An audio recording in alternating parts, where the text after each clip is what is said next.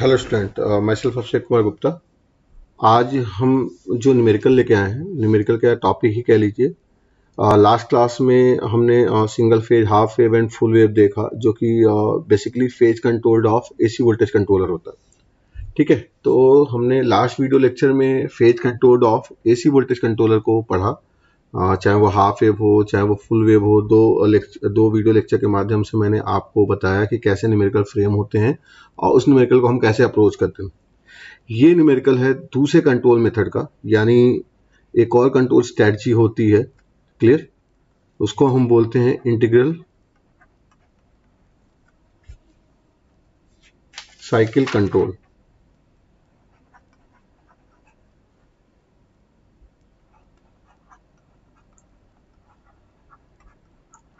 तो integral cycle control पे based ये क्वेश्चन है। एक्चुअली होता क्या है कि फेज कंट्रोल में हमने देखा कि करंट और वोल्टेज के बीच में क्या रिलेशन होता है। प्योर रेजिस्टिव लोड को लेके हमने न्यूमेरिकल को सॉल्व किया। जनरली प्योर रेजिस्टिव लोड को ही लेके न्यूमेरिकल देते हैं।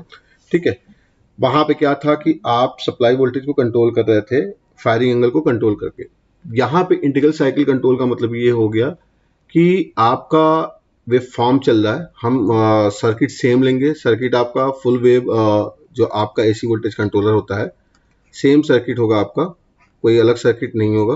क्लियर? यानी दो SCR एंटी पैरेलल में लगाएंगे हम। क्लियर?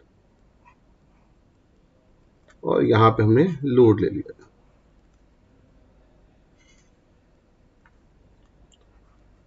क्लियर? तो सारी चीजें वही हैं, कुछ अलग नहीं है। ठीक है, तो यहाँ पे फुल वेव कंट्रोलर जैसा हमने पढ़ा था लास्ट वीडियो लेक्चर में, आप देख लीजिएगा, वहां से आपको आइडिया मिल जाएगा। सर्किट सेम है, बस यहाँ पे कंट्रोलिंग मेथड थोड़ी सी अलग हो जा रही है। कंट्रोलिंग मेथड अलग होने का मतलब क्या हो गया कि यहाँ पे आपका AC साइनसोइडल चल रहा है। होता क्या है, कुछ इंडस्ट्री में रिक्वायरमेंट क्या होती है कि आपका जो स्पीड ड्राइव है और वो ऑलमोस्ट कांस्टेंट होता है। कांस्टेंट किस वजह से होता है? क्लियर? सम industrial application,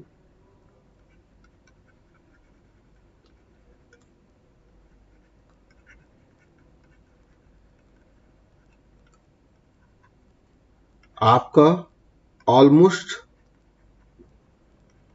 constant speed drive होता है। अगर हम स्पीड ड्राइव की बात करें या इंडक्शन हीटिंग आपका इंडस्ट्री है। क्लियर? तो आप थर्मल, मतलब एक तरह से टेम्परेचर ऑलमोस्ट कांस्टेंट हो, स्पीड ड्राइव ऑलमोस्ट कांस्टेंट हो, ऑब्लिक आपका टेम्परेचर कांस्टेंट हो। तो उस कंडीशन में आप कैसी कंट्रोल स्ट्रेटजी फॉलो करेंगे? तो वो कंट्रोल स्ट्रेटजी होती है इंटीग्रल साइकिल कंट्रोल। क्लियर? अब ये किस वजह से होता है? ये होता है, अगर हम मैथमेटिकल टर्म की बात करें, तो due to the high value of mechanical time constant और थर्मल टाइम कांस्टेंट। जो मैकेनिकल टाइम कांस्टेंट या फिर थर्मल टाइम कांस्टेंट होता है, उसकी हाई वैल्यू की वजह से, यानी सेवरल सेकेंड्स होते हैं, oblique thermal time constant.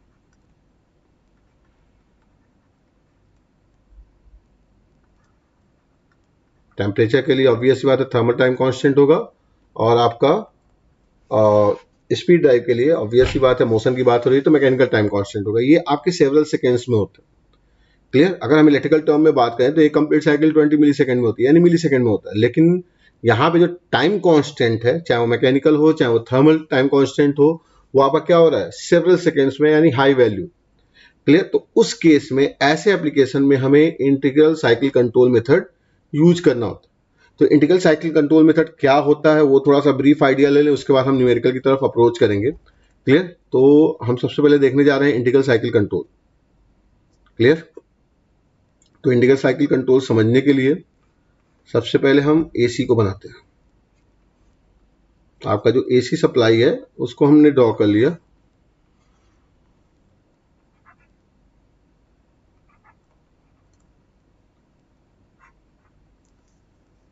Clear?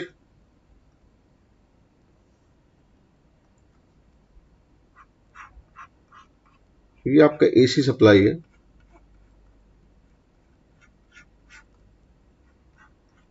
यहाँ पे मेरी बात को समझने की कोशिश करिएगा। मैं यहाँ पे आपको समझाने के लिए सिंपली ये समझा रहा हूँ कि हम ये 2 साइकिल के लिए इसको मान लेते हैं कि ऑन है फॉर 2 साइकिल। ये 2 साइकिल ले लिया, क्लियर। फिर उसके बाद क्या किया हमने, एक साइकिल के लिए इसको ऑफ कर दिया, यानी आपको कोई सिग्नल नहीं मिलेगी। यहां पे क्या होना चाहिए था, आपका वेवफॉर्म ऐसे जाना चाहिए था, क्लियर, ये वेवफॉर्म ऐसे जाना चाहिए था, लेकिन हम इसको ऑफ साइकिल में कंसीडर करेंगे। क्यों करेंगे अभी हम बताते हैं, क्लियर। ये आपको ऐसे जाना चाहिए था, लेकिन क्या किया आपने, इसको ऑफ में कंसीडर कर लिया। फिर क्या होगा, फिर आप इसको ऑन साइकिल में ले जाएंगे, यानी फिर से आपको 2 साइकिल ऑन मोड में देनी है।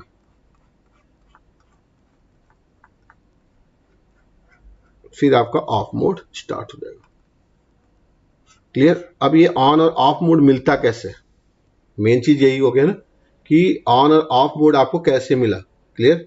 ये आपका एक साइकिल क्या हो गया, ऑफ मोड में चला गया, ये 1 साइकिल,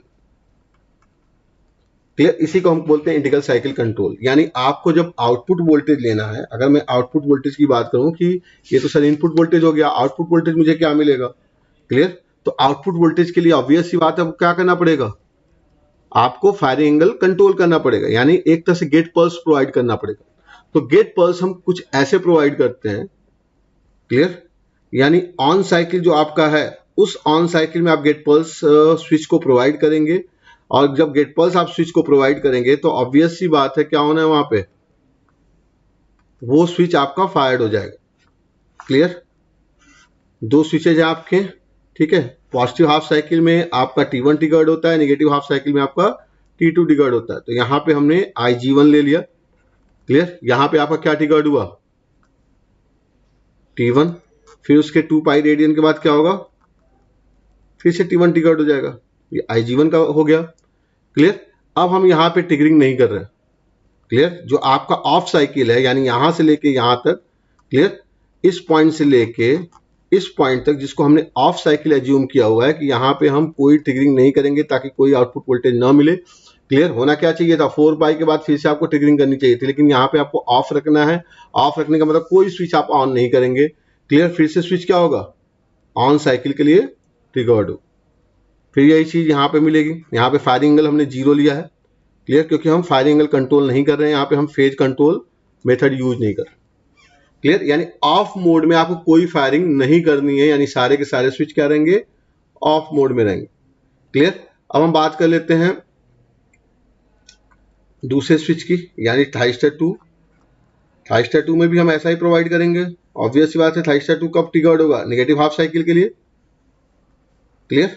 तो नेगेटिव हाफ साइकिल कहां मिलना है, IG2 पाई रेडियन पे आपका नेगेटिव हाफ साइकिल शुरू हो जाएगा, यानी यहां पे आप किसको ट्रिगर्ड करेंगे, थाइस्टर 2 को ट्रिगर्ड किया। सिमिलरली फिर से क्या होगा, 3 पाई पे आप फिर से थाइस्टर 2 को ट्रिगर्ड करेंगे, क्लियर। अगर यही साइकिल चलती रहती, जब आपका ऑन और ऑफ मोड नहीं होता, तो फिर क्या होता है, यहां पे आपको मिलता, जो कि नहीं हो रहा, क्लियर। फिर से आपको कहां मिलेगा, आपको ट्रिगरिंग कहां करनी पड़ेगी, नेक्स्ट ऑन साइकिल में, यानी यहां पे, क्लियर। फिर आपको यहां पर ट्रिगरिंग करनी,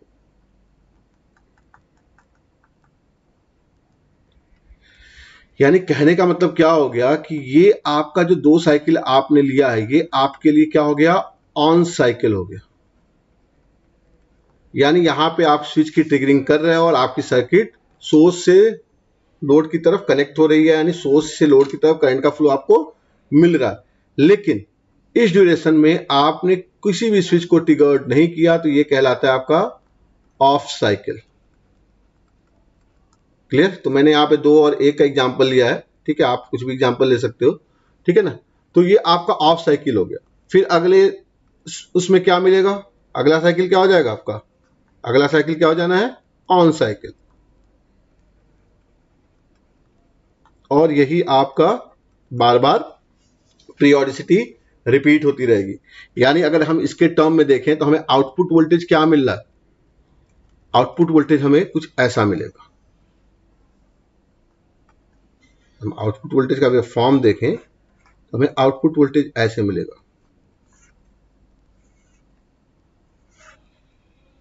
ऑब्वियस बात है, फायरिंग एंगल यहाँ पे 0 है, तो V0 की वैल्यू क्या होनी है, एग्जैक्टली VS के बराबर, क्लियर। तो हमें जो आउटपुट वोल्टेज मिलना है वो कुछ ऐसे मिलेगा, यहां तक आपको 2 साइकिल कंप्लीट मिलेगी, फिर आपको साइकिल नहीं मिलनी है क्योंकि वो ऑफ मोड में चला गया। क्लियर? यानी वी नॉट की वैल्यू वी एस के बराबर, सेम वेव फॉर्म,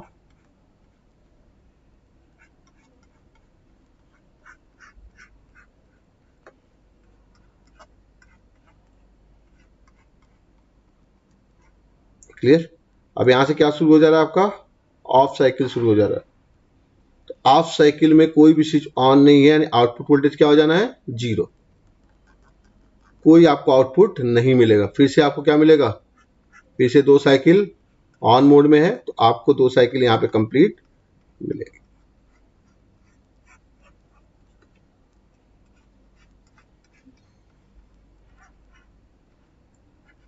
क्लियर? ये आपका हो जाएगा आउटपुट वोल्टेज का वेव फॉर्म, यानी ऑन साइकिल में आपको आउटपुट वोल्टेज का वेव फॉर्म मिलेगा, ऑफ साइकिल में आपको आउटपुट वोल्टेज का कोई वेव फॉर्म नहीं मिलेगा। क्लियर? तो हम इसको अगर दूसरा नाम देना चाहें तो आप क्या कह सकते हो, ऑन ऑफ कंट्रोल भी कह सकते हो, ऑल्सो कॉल्ड है on off control. Integral cycle को हम ऑन ऑफ कंट्रोल भी कहते हैं। क्लियर? तो मेरे ख्याल से आपको क्लियर हुआ होगा कि कैसे ये इंटीग्रल साइकिल कंट्रोल हो रहा है।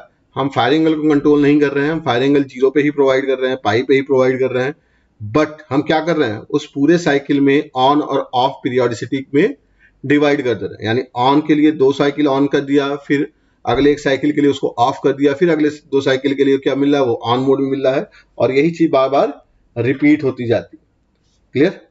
ठीक है। तो चूंकि हम फायरिंग एंगल 0 भी ले रहे हैं, तो इस वजह से हम 0 वोल्टेज स्विचिंग भी कहते हैं इसको, 0 वोल्टेज स्विचिंग। और भी बहुत सारे नाम है, बर्स्ट फायरिंग है। क्लियर? ठीक है। फिलहाल हम देखते हैं कि इसका वैल्यूज कैसे हम कैलकुलेट करते हैं। वैल्यूज का मतलब क्या हो गया, जो रूट मीन स्क्वायर वैल्यू है आउटपुट वोल्टेज की, वो क्या निकल के आएगी। क्लियर? एवरेज वैल्यू तो ऑब्वियस सी बात है 0 ही आनी है। क्यों? क्योंकि एवरेज वैल्यू में आप क्या करते हैं, देखो यहाँ पे कंप्लीट साइकिल पूरी हो रही है, तो जितना पॉजिटिव एरिया है उतना ही निगेटिव एरिया है, तो ऑब्वियस सी बात है एवरेज वैल्यू तो 0 ही आनी है। एवरेज वैल्यू यहाँ पे ऐसा नहीं है कि मतलब एवरेज वैल्यू कुछ आ जाएगी। ठीक है? एवरेज वैल्यू हमें कहाँ मिल रही थी, केवल और केवल हाफ वेव के केस में, जो भी फेज कंट्रोल था। क्लियर? लेकिन इंटीग्रल साइकिल कंट्रोल या फुल वेव कंट्रोल में आपको एवरेज वैल्यू 0 ही मिलना। क्लियर? फिलहाल देखते हैं हम वी नॉट आर की वैल्यू हम कैसे कैलकुलेट करेंगे, यानी आउटपुट वोल्टेज का root mean square value V not R. ये तो क्लियर हो गया कि हमने यहाँ पे 2 और 1 का एग्जांपल लिया है। हम जनरली मान लेते हैं कि हमारा n साइकिल के लिए आप क्या है, ऑन साइकिल है। क्लियर? और m साइकिल में क्या हो रहा है, आपका ऑफ हो रहा है, यानी कोई भी स्विच आपकी ट्रिगर्ड नहीं। क्लियर? तो n आपका ऑन साइकिल है, m आपका ऑफ साइकिल है। तो इसे मानते हुए हम एक जनरलाइज इक्वेशन निकालेंगे और उसके बेसिस पे हम न्यूमेरिकल को अप्रोच करेंगे। ठीक है? तो वी नॉट आर की वैल्यू क्या होगी। क्लियर? तो वी नॉट आर हम कैलकुलेट करने जा रहे हैं, तो वी नॉट आर कैलकुलेट करने के लिए आपको पता ही है क्या करना है। ठीक है? तो रूट मीन स्क्वायर वैल्यू होती है, आपको भी पता है। तो रूट मीन स्क्वायर वैल्यू आप चाहे अंडर रूट में पूरा का पूरा ले लें। क्लियर? यहाँ पे हम क्या लिख सकते हैं इसको, अंडर रूट 1 अपॉन पीरियोडिसिटी। बात आती है पीरियोडिसिटी क्या होगी। ऑब्वियस सी बात है कि आपका n साइकिल ऑन है और हर एक साइकिल क्या है, 2 पाई का है, तो पीरियोडिसिटी कितनी हो जाएगी, n प्लस एम। ऑन और ऑफ दोनों को लेंगे हम, तो टोटल पीरियोडिसिटी आपको जो मिलेगी वो n प्लस एम इंटू 2 पाई मिलेगी। एक साइकिल 2 पाई रेडियन के लिए है, तो ऑब्वियस सी बात है कि पीरियोडिसिटी क्या हो जाएगी पूरे के पूरे सिग्नल की, n प्लस एम इंटू 2 पाई, क्योंकि n आपका ऑन साइकिल है, m आपका ऑफ साइकिल है। क्लियर? तो टोटल नंबर ऑफ साइकिल तो क्या होंगे आपके, n प्लस एम होंगे, और उसमें हम 2 पाई रेडियन से मल्टीप्लाई कर देंगे तो हमें पीरियोडिसिटी मिल जानी है। क्लियर? ठीक है। अब क्या होगा, यहाँ पे ब्रैकेट में क्या आएगा आपका, ब्रैकेट में केवल और केवल आपको जो आउटपुट वोल्टेज का वेव फॉर्म मिल रहा है वो केवल और केवल ऑन साइकिल के लिए मिल रहा है, ना कि ऑफ साइकिल के मिल रहा है। ये तो क्लियर है। क्लियर? तो आउटपुट वोल्टेज की जो वेव फॉर्म है केवल केवल किसके लिए मिल रहा है, ऑन साइकिल के लिए मिल रहा है। कितने ऑन साइकिल है, एन ऑन साइकिल। क्लियर? अगर यही सिंगल साइकिल होता है तो हम क्या करते हैं, 0 से 2 पाई वीएस की वैल्यू क्या है, वीएस स्क्वायर डी थीटा कर देते हैं। यहां पे ऑब्वियस सी बात है वीएस की वैल्यू क्या है हमारी, वी एस की वैल्यू है हमारी V M sine omega T या V M sine theta, V M sine theta equal to V M sine omega T. Clear, ये हमारा वी एस है। तो ऑब्वियस सी बात हम क्या करते हैं, V S square into D theta के बराबर। ये तो केवल एक साइकिल के लिए हो गया। कितने साइकिल के लिए आपका ऑन मोड मिल रहा है, ऑब्वियस सी बात है एन साइकिल के लिए मिल रहा है, तो हमें एन से मल्टीप्लाई कर देना। क्लियर, क्योंकि पहले साइकिल के लिए आप रूट मीन स्क्वायर वैल्यू निकालेंगे, फिर दूसरे साइकिल के लिए निकालेंगे, फिर तीसरे साइकिल के लिए निकालेंगे, फिर क्या करेंगे आप एन साइकिल के लिए निकालेंगे। क्लियर, ठीक है। तो यहाँ पे वी नॉट आर की वैल्यू क्या आ गई, यहाँ पे under root 1 upon total periodicity कितनी है, N plus M into 2 pi. Clear, यहां पे क्या आ जाएगा आपका एन 0 से 2 pi V M square sine square theta D theta, फिर से वही इंटीग्रेशन है। क्लियर, बस यहां पे क्या आ जा रहा है, लिमिट आपकी फिक्स हो गई 0 और 2 पाई। ठीक है, तो यहां पे क्या आ जाना आपका under root N by N plus M into v m upon 2 pi. Clear, sine square theta को हम क्या लिख सकते हैं, 0 से 2 pi 1 minus cos 2 theta by 2। Clear, d theta,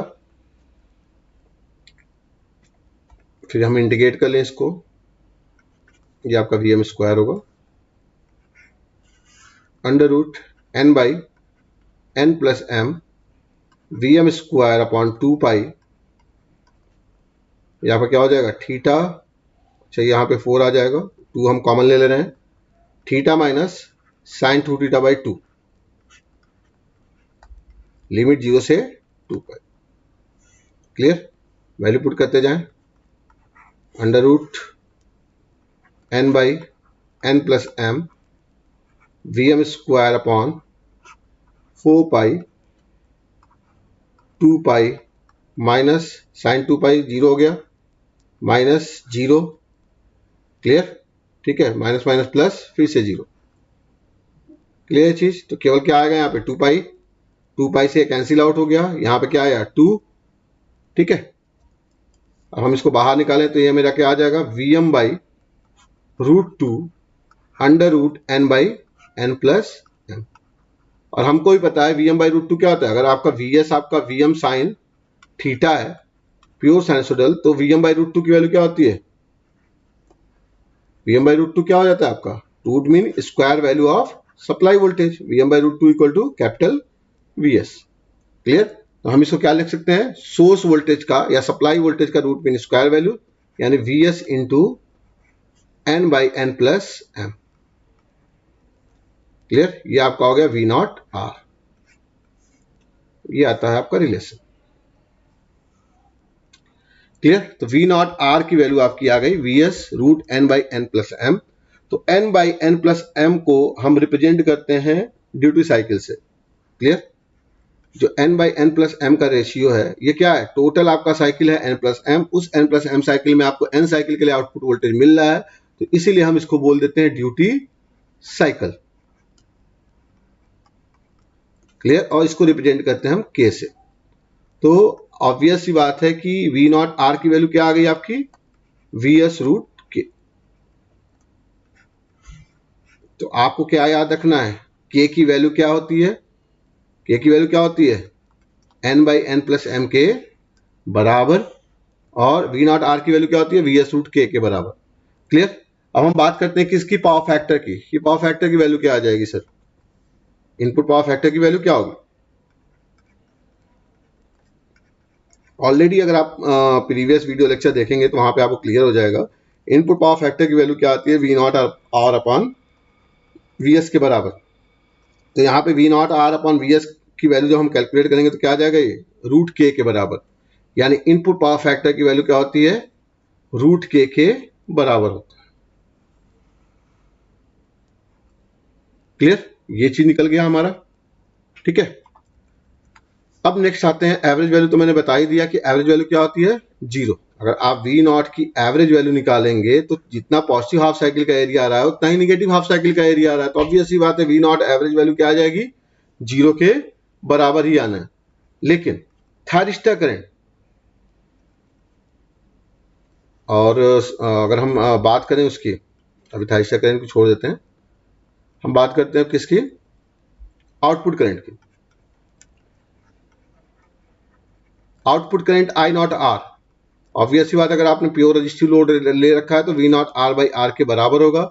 और आई नॉट आर की वैल्यू हमने देखा था क्या होता है, वो सप्लाई करंट के बराबर होता है, क्योंकि load, anti parallel, SCR connection and source तीनों एक दूसरे के सीरीज में कनेक्टेड है, तो ऑब्वियस बात है आई नॉट आर की वैल्यू आई एस के बराबर ही आती है, और हमने प्रीवियस वीडियो लेक्चर में ये चीज देखी थी। क्लियर? तो आई नॉट आर की वैल्यू क्या हो जाएगी, v not are by r equal to i s. V not are की वैल्यू ऑलरेडी हम कैलकुलेट कर चुके हैं, वी एस रूट के बराबर होती है। क्लियर? ठीक है, तो ये हमारा क्या हो जाएगा, आउटपुट करंट। ऑब्वियस सी बात है कि average value of output current क्या होगा, जीरो ही होना है, क्योंकि average value of output voltage zero है। क्लियर? नेक्स्ट हम बात करते हैं किसकी, थाइरिस्टर करंट की। अब थाइरिस्टर करंट के केस में क्या होता है कि अगर आप थाइरिस्टर को देखो तो एक थाइरिस्टर 0 से पाई के लिए ऑन होगा, पॉजिटिव हाफ साइकिल के लिए क्या होगा आपका, अगर एक कंप्लीट साइकिल के लिए हम बात करें, यहां पे एक कंप्लीट साइकिल है ये, तो पॉजिटिव हाफ साइकिल के लिए आपका क्या ट्रिगर्ड हो रहा है, T1, और नेगेटिव हाफ साइकिल के लिए क्या ट्रिगर्ड हो रहा है, T2। तो ऑब्वियस सी बात है कि T1 या T2 कितने एंगल के लिए ट्रिगर्ड हो रहे हैं, पाई एंगल के लिए। क्लियर? यानी अगर हम थाइरिस्टर करंट एक IT1 का वेव फॉर्म अगर हम ड्रॉ करेंगे तो IT1 का वेव फॉर्म में क्या मिलेगा, 0 से पाई। क्लियर? फिर पाई से 2 पाई कोई वेव फॉर्म नहीं मिलेगा, क्योंकि T2 ट्रिगर्ड हो जाएगा। फिर उसके बाद हमें 2 पाई से लेके 3 पाई क्या मिलेगा, T1 का वेव फॉर्म मिलेगा। सिमिलरली आपका IT2 का मिलेगा। यानी कहने का मतलब क्या है कि आपको जो थाइरिस्टर करंट मिल रहा है वो थाइरिस्टर करंट कितने एंगल के लिए ट्रिगर्ड हो रहा है, पाई एंगल के लिए। क्लियर? तो इस पाई एंगल में ऑब्वियस सी बात है कि यहाँ पे आप एवरेज वैल्यू भी कैलकुलेट कर सकते हैं, क्योंकि नेगेटिव हाफ साइकिल यहाँ पे है ही नहीं, तो आप यहाँ पे एवरेज वैल्यू भी कैलकुलेट कर सकते हैं, as well as root mean square value भी कैलकुलेट कर सकते हैं। क्लियर? तो सबसे पहले हम एवरेज करंट देखने जा रहे हैं, एवरेज थाइरिस्टर करंट।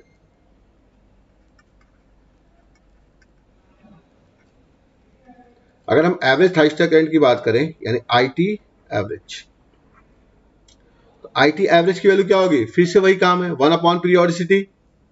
क्लियर? फिर वही चीजें हैं, 1 अपॉन पीरियोडिसिटी। ऑब्वियस सी बात है, जिस साइकिल के लिए आपको आउटपुट वोल्टेज मिल रहा है, यानी सप्लाई और लोड दोनों एक दूसरे के साथ कनेक्टेड है, तभी कब कनेक्टेड, जब दोनों में से कोई एक एससीआर आपका ट्रिगर्ड। क्लियर? तो फिर वही चीजें हैं, आपका अगर पीरियोडिसिटी देखें तो क्या हो जाएगा, 2 pi into n plus M के बराबर। क्लियर? ठीक है,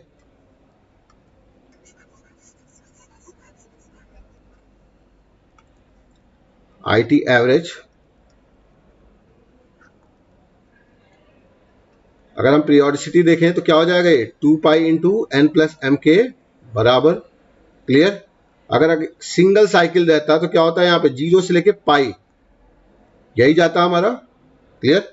0 से लेके पाई तो जाता, और प्योर रजिस्टिव लोड है तो ऑब्वियस सी बात है यहाँ पे क्या होगा, आई एम साइन थीटा ही आएगा, आई m sine theta D theta, क्योंकि लोड क्या है आपका, प्योर रजिस्टिव है। प्योर रजिस्टिव लोड होने का मतलब क्या हो गया, वोल्टेज करंट दोनों सेम फेज में होना। ये किसके लिए, केवल एक साइकिल के लिए, लेकिन हमारा कितना साइकिल में आपको आउटपुट वोल्टेज का वेव फॉर्म मिल रहा है, ऑब्वियस सी बात है एन साइकिल के लिए मिल रहा है, तो यहाँ पे सबका सम होता जाएगा, first cycle, second cycle, third cycle और एन साइकिल तक जाएगा। क्लियर? तो क्या आएगा यहाँ पे, सबका सम होने का मतलब क्या हो गया, ये n into i m sine theta D theta के बराबर हो गया।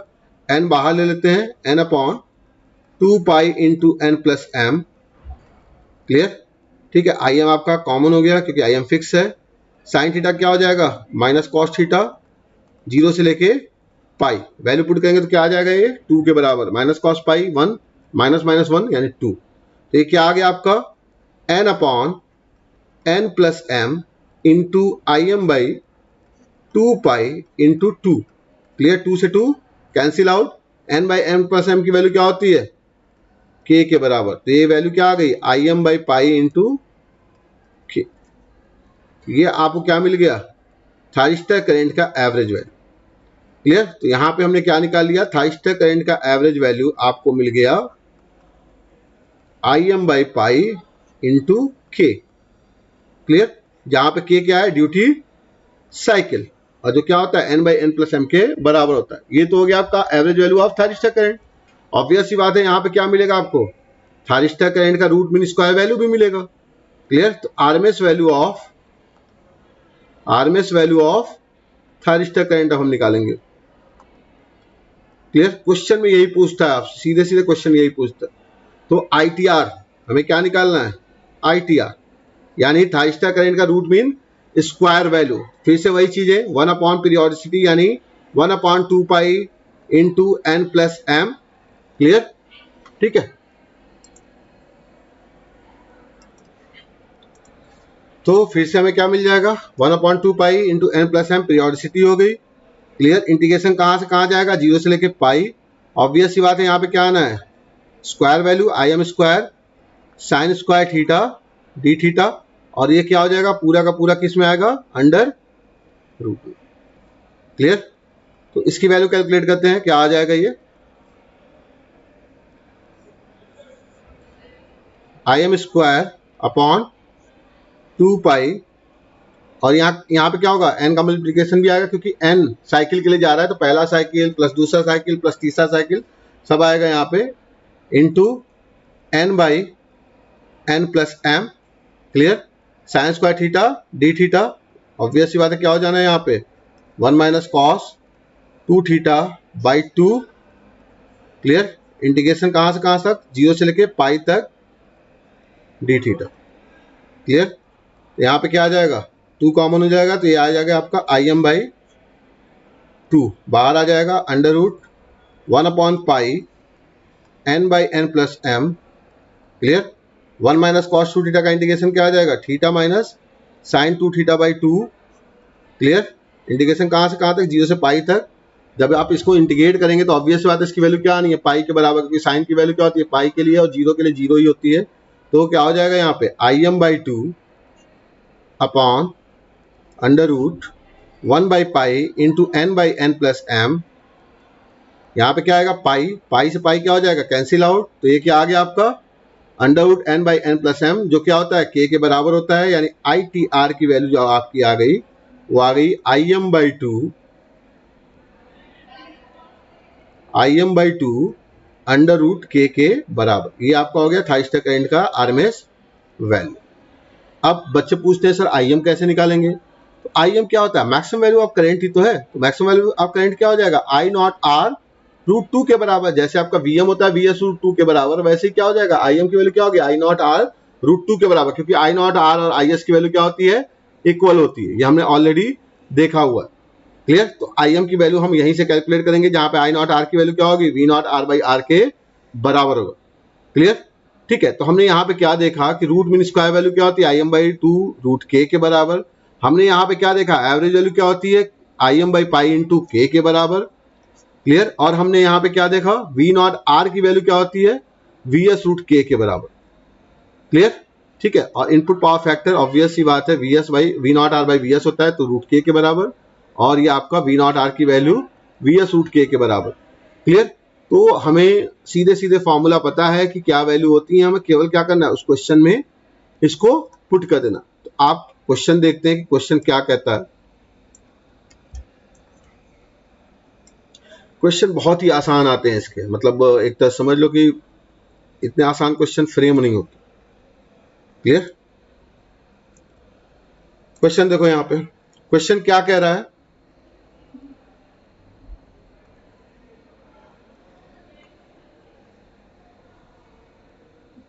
क्वेश्चन आपका ये कह रहा है कि single phase AC voltage controller है जिसका क्या है, 230 वोल्ट सप्लाई वोल्टेज है, यानी वीएस की आरएमएस वैल्यू दी गई है 230 वोल्ट, फ्रीक्वेंसी दिया हुआ है 50 हर्ट्ज, और क्या दिया हुआ है, रेजिस्टेंस की वैल्यू 15 ओम है, यानी आर की वैल्यू क्या है आपकी 15 ओम है,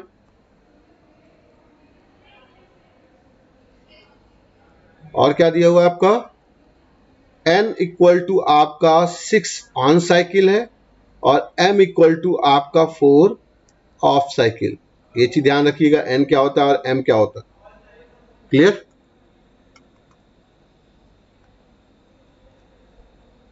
ठीक है। चलिए नीचे आते हैं। तो क्वेश्चन को देखते हैं सीधे सीधे क्या कह रहा है। ये डाटा आपको दिया हुआ है और आपसे पार्ट ए पूछ रहा है, RMS value of output voltage यानी वी नॉट आर की वैल्यू। तो वी नॉट आर की वैल्यू क्या होती है? वी एस रूट के बराबर। ऑब्वियस बात है, यहाँ पे हर जगह के का रोल होना है, तो सबसे पहले आप के कैलकुलेट ही कर लीजिए। के इक्वल टू क्या होता है? N by N plus m. Value आप पुट करेंगे तो के की वैल्यू आ जाएगी 0.6। क्लियर? आप यहाँ पे वैल्यू पुट करिए, वी एस की वैल्यू कितनी है? 230 रूट के यानी 0.6। आप इसको कैलकुलेट करेंगे तो इसकी वैल्यू निकल के आएगी आपकी 178.16 वोल्ट। क्लियर? ये हो गया आपका part a. Part b, power deliver to the load यानी पी नॉट।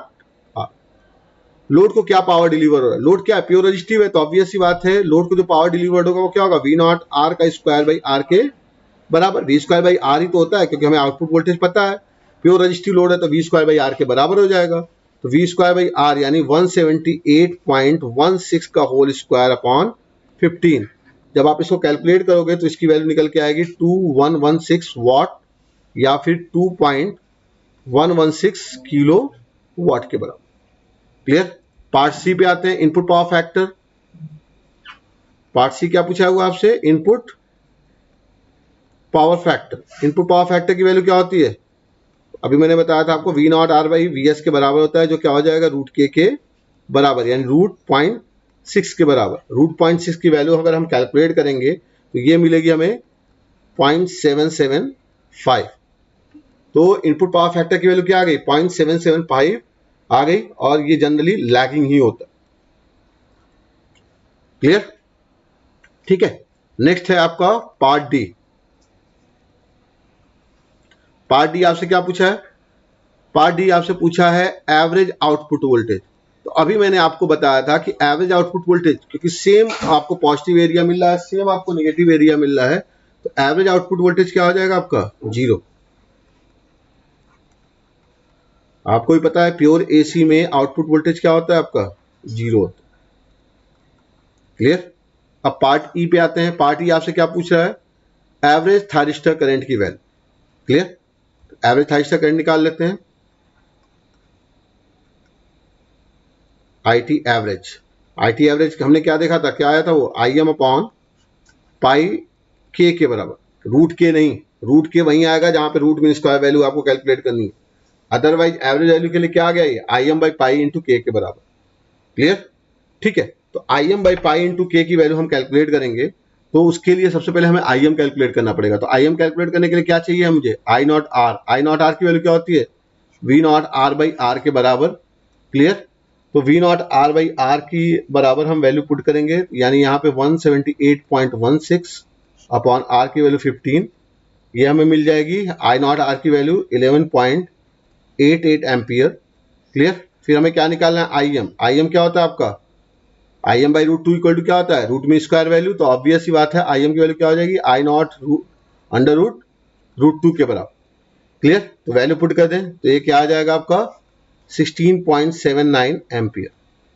ये हमें क्या मिल गया? Maximum value of current. ठीक है, वैल्यू पुट कर दो, आंसर आपको मिल जाएगा, यानी 16.79 अपॉन 3.14 पाई की वैल्यू, के की वैल्यू 0.6। जब हम इसको कैलकुलेट करेंगे तो इसका आंसर आपको मिलेगा 3.21 एम्पियर। यानी average value of thyristor current कितना मिल गया आपको? 3.21 एम्पियर के बराबर। लास्ट आपसे पूछा है RMS value of thyristor current यानी आईटीआर। क्लियर? इसके लिए भी हमने देखा था फॉर्मूला क्या निकल के आया था? आई एम बाई 2 रूट के बराबर। आई एम की वैल्यू ऑलरेडी आपने कैलकुलेट कर रखी है 16.79 अपॉन 2 रूट के की वैल्यू क्या होगी? 0.775 ही है, या अंडर रूट 0.6 रख दो आप। जब आप इसको कैलकुलेट करोगे तो इसकी वैल्यू निकल के आएगी 6.51 एम्पियर। क्लियर? तो क्वेश्चन बहुत ही आसान आते हैं, बहुत ही इजी तरीके से आप क्वेश्चन को अप्रोच कर सकते हैं और इसको सॉल्व कर सकते हैं, क्योंकि ये सीधे सीधे फॉर्मूला बेस्ड क्वेश्चन होता है। और फॉर्मूला किससे निकल के आता है? कॉन्सेप्ट से निकल के आता है कि क्या कॉन्सेप्ट आपने सीखा है यहाँ पे। क्लियर?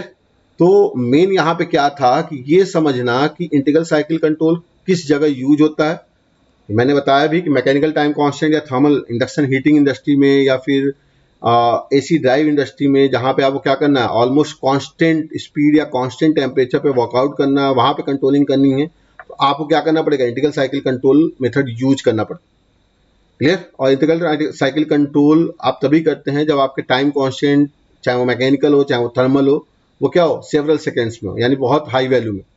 क्लियर? तो मेरे ख्याल से आपको क्लियर हुआ होगा कैसे क्वेश्चन को अप्रोच करना है, क्या इंटीग्रल साइकिल कंट्रोल मेथड होता है, ठीक है, कैसे हमें डेरिवेशन करना है, ये सारी चीजें आपको क्लियर हुई होंगी। ठीक है, मिलते हैं तब नेक्स्ट लेक्चर में। Thank you very much.